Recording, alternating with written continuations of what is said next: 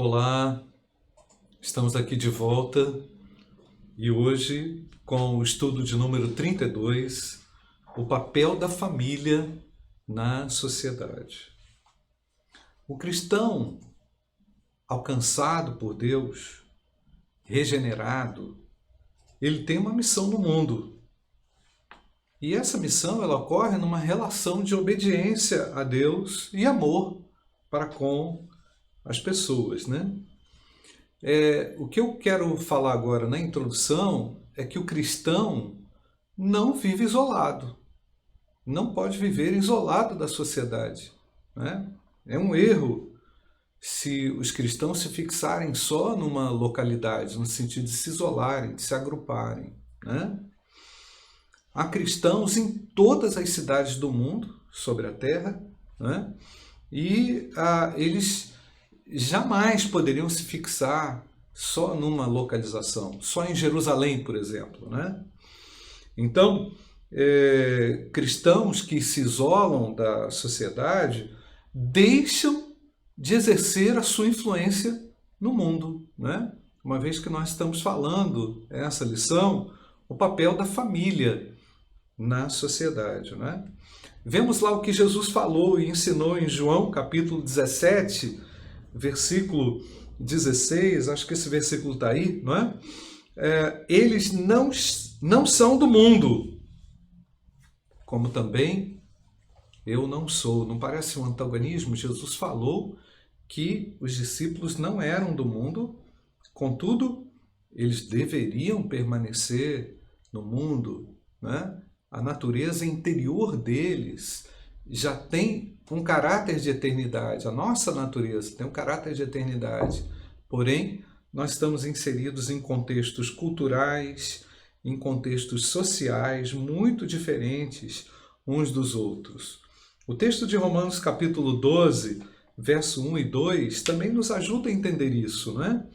Portanto, irmãos, pelas misericórdias de Deus, peço que ofereçam o seu corpo como um sacrifício vivo, santo e agradável a Deus, e esse é o culto racional de vocês. E não vivam conforme os padrões desse mundo. Perceberam, gente? Conforme os padrões. Mas deixem que Deus os transforme pela renovação da mente, para que possam experimentar qual é a boa, agradável e perfeita vontade de Deus. Então, gente, a relação do cristão com a sociedade, eu coloquei aqui na lição, é uma relação positiva. Tem que ser uma relação positiva, de influência. O cristão se alimenta do fruto da terra, ele se relaciona com a cultura e ele exerce a sua cidadania, trabalha, desenvolve a sua profissão, seu talento, etc. E o Paul Freston, que é um sociólogo cristão, destaca essa relação do cristão com o mundo assim. Para eles, para os cristãos, todo país estrangeiro é como sua pátria, e toda pátria é como um país estrangeiro. O papel do cristão, então, na sociedade está ligado à formação da sua identidade como nova criatura, nascido de novo, mas ele age em uma ação global, não é? Ao mesmo tempo, a sua identidade como cristão é localizada, ou seja, ele segue os costumes locais, mas também é fortemente desenraizada e globalizada. Aqui, já nessa introdução, eu já faço uma aplicação aqui para a sua vida. É muito importante que o cristão aprenda a se relacionar com a sociedade, sem, logicamente, receber a influência dela. Ele vai conviver com outras pessoas, ele vai interagir com outras pessoas que pensam diferente dele, né, naquela cultura. E aí eu quero fazer uma pergunta já, talvez uma pergunta que incomode, né? Você tem se relacionado satisfatoriamente com a cultura, não no sentido de ser influenciado por ela, mas de poder exercer a sua influência por ela, nela? Uma outra questão que eu coloquei aqui também, a sua família também atua dessa forma? Você tem essa percepção de que a sua família pode abençoar a sociedade? Muito bem. E agora eu quero avançar aqui, tratando ainda de um tema, né? Do cristão como cidadão de duas pátrias. Vamos pensar nisso, né? Antes de detalhar o papel do cristão, é importante aqui definir qual é o campo de atuação do cristão. É comum ouvir, a gente ouve isso muito, né, de que o cristão é cidadão de duas pátrias, né? Ou seja, ele tem a cidadania dele terrena, lugar onde ele nasceu, e ele também recebeu de Deus uma cidadania eterna, celestial, né? Vemos isso lá em João capítulo 14, versículo 2 e versículo 3. Na casa de meu pai há muitas moradas. Se não fosse assim, eu já lhes teria dito. Jesus ensinou, né? Pois vou preparar um lugar para vocês. E quando eu for e preparar um lugar, voltarei e os receberei para mim mesmo, para que onde eu estou, vocês estejam também. Vemos Jesus assim, indo já preparar esse lugar na pátria eterna, na pátria celestial. Mas eu quero ampliar um pouco esse conceito de pátria, né? Porque o cristão ele tem uma ação e uma responsabilidade para além da sua nação. Para além da sua nação. No caso, nação brasileira, nós temos algo muito importante a fazer além das fronteiras do nosso país, não é verdade? Deus nos vocacionou com amor por todos os homens. Aliás, ele nos ensinou que nós deveríamos seguir a todas as nações, anunciando o evangelho, não é? Então, é lógico que o cristão inicia a sua influência na sua nação, mas Deus o vocacionou com amor, com talentos, com habilidades para exercer uma influência global, não é? Alcançando aí várias nações, várias culturas, várias etnias diferentes, né? Então, é muito importante a gente considerar esse conceito de internacionalização do cristão. É muito importante a gente pensar nisso, né? Foi nesse esforço que Abraão, por ordem de Deus, saiu da sua terra, olha só, gente, e da sua parentela lá para habitar em Canaã, para se tornar o pai de uma grande nação. Vemos isso lá em Gênesis capítulo 12, verso 1 até o verso 3. O Senhor disse a Abrão: saia da sua terra, olha a abrangência, e da sua parentela e da casa de seu pai, e vá para a terra que eu lhe mostrarei, e farei de você uma grande nação, e o abençoarei, e o engrandecerei o seu nome, e seja uma bênção. Abençoarei aqueles que o abençoarem, e amaldiçoarei aquele que o amaldiçoar. Em você serão benditas todas as famílias da terra, né? Então, Abraão saiu da sua terra para ser pai de uma grande nação. E é nesse sentido, gente, que essa internacionalização do cristão está implícita também, eu já falei, quando Jesus ordena a grande comissão em Mateus capítulo 28. E nós vamos ler aqui, né, o versículo 18, ensinando-os a guardar, Jesus aproximando-se, falou-lhes dizendo, Mateus 28, 18, né? Toda autoridade me foi dada no céu e na terra. E logo em seguida, né, em Mateus 28, 20, ensinando-os a guardar todas as coisas que eu vos tenho ordenado, e eis que estou convosco todos os dias até a consumação, até o fim dos tempos. E aí Jesus ensina que nós devemos, nessa grande comissão, atuar de forma global.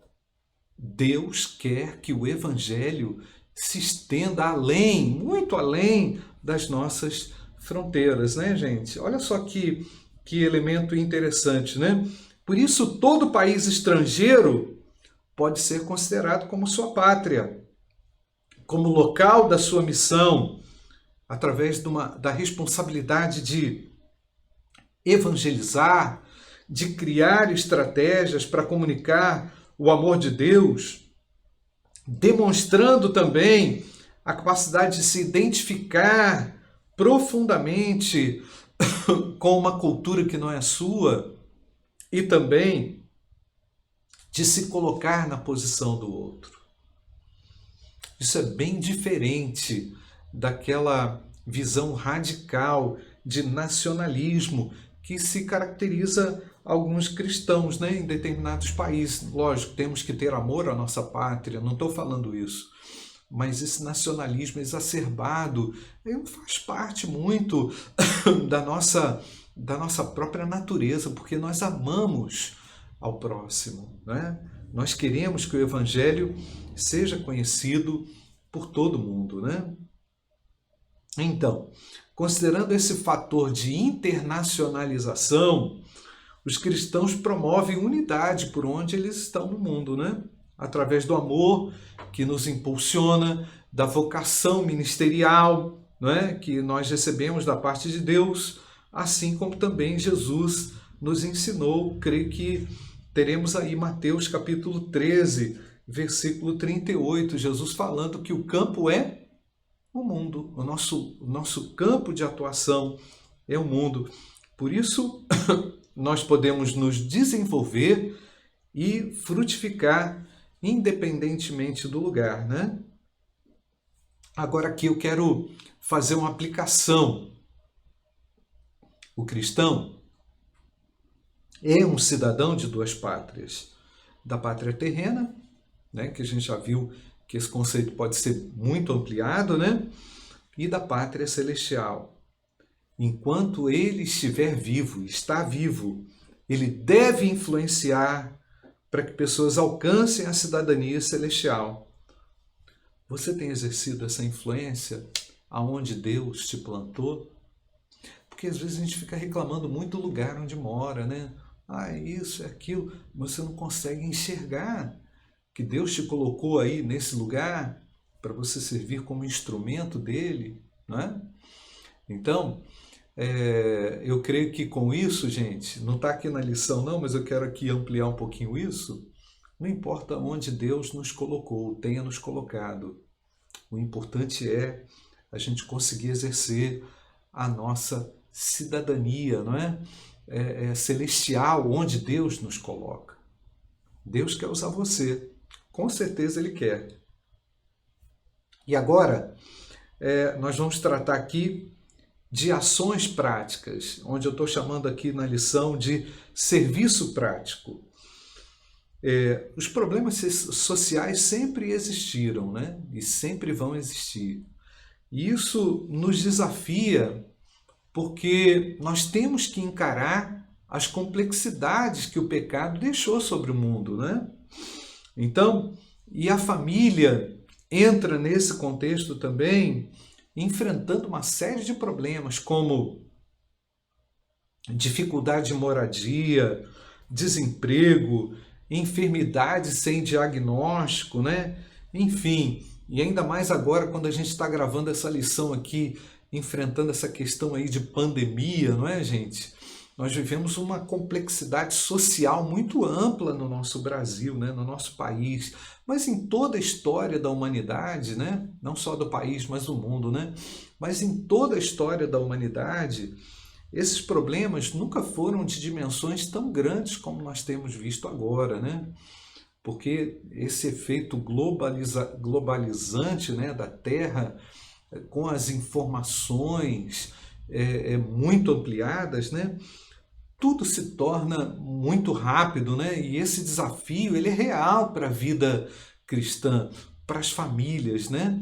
Devemos olhar para essas necessidades humanas como as oportunidades que temos de abençoar as pessoas, de ajudar, de ir ao encontro do perdido também com a mensagem da salvação, né? Certamente os cristãos cheios desse amor, né? Eles serão os primeiros disponíveis e com disposição também para ajudar, para carregar as cargas uns dos outros, né? Por vezes a carga do meu irmão aqui está muito pesada, né? E eu preciso ser esse instrumento de Deus. Olha o que nos diz o texto de Tiago, capítulo 4, versículo 17. Portanto, aquele que sabe que deve fazer o bem e não faz, nisso está pecando. Ser cristão, gente, significa ou implica levar esperança da promessa de Deus, através da fé em Jesus Cristo, né? A sua família, onde ela estiver. Temos que olhar com carinho para essas pessoas que estão dentro do nosso lar e desconhecem a Cristo. Ao invés de criticar, ao invés de falar mal, nós deveríamos ser mais solidários, mais amantes dessas pessoas, pois elas carecem de uma referência, de um amor. E Deus colocou isso em nós. Se Jesus está vivo, né? E se o cristão tem a sua vida centrada em Cristo, os frutos serão visíveis. Os frutos devem ser demonstrados, né? Nós vemos isso lá em Gálatas, capítulo 5, verso 22 até o verso 25. Eu creio que esses versículos vão entrar aí.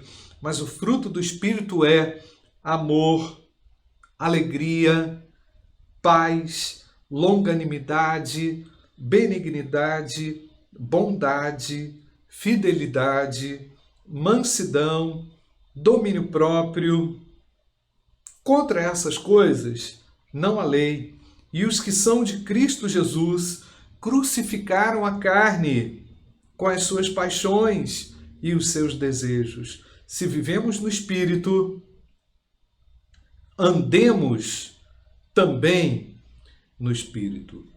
Então, meu querido, você, na sua profissão, na sua universidade, na escola, com a sua vocação natural, com seus talentos, com as suas habilidades, com os seus bens, tendo muito, tendo pouco, tudo tem que ser colocado à disposição de Deus, a serviço do próximo.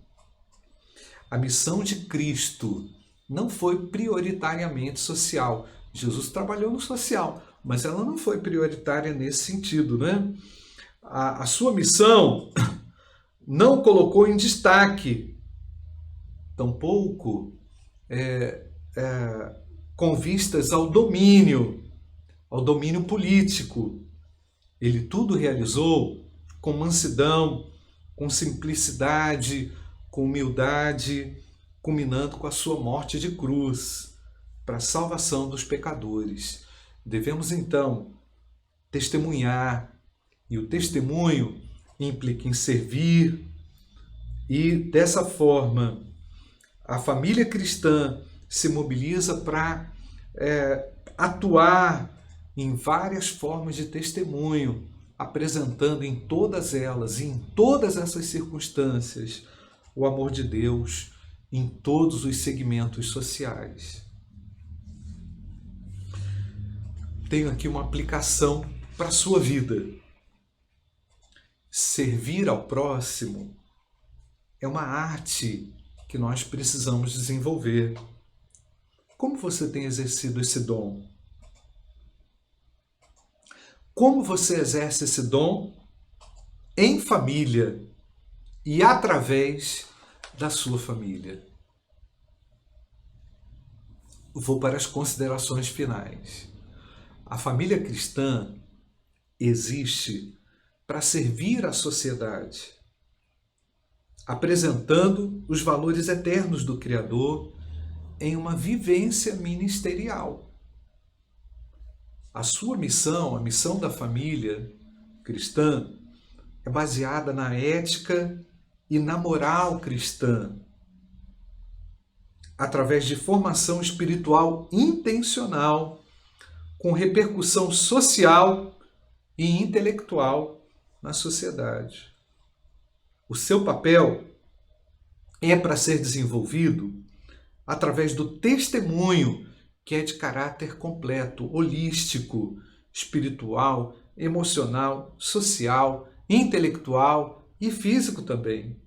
Nada pode nos impedir de fazer isso. A sua relação, a relação da família com a sociedade, deve ser de amor e de serviço, de caráter operacional. Nada pode impedir a família de realizar isso. Certamente, Deus espera isso de mim e de você. Eu quero concluir aqui com o texto de Efésios, capítulo 2, versículo 10. Pois somos feitura dele, criados em Cristo Jesus, para as boas obras, as quais Deus de antemão preparou para que andássemos nelas. Os cristãos realizam obras não para serem salvos, mas porque já foram salvos. Muito bom você ter acompanhado essa lição até aqui. Eu espero que você consiga transicionar sua vida para uma ação mais ampla do que você já faz. Eu espero que você consiga transicionar também a sua família, liderar a sua família para uma ação mais ampla, onde Deus plantou você, sempre tendo como prioridade anunciar que Jesus Cristo é o Salvador. E só através dele nós vamos alcançar a eternidade com Deus. Deus abençoe você. Muito obrigado.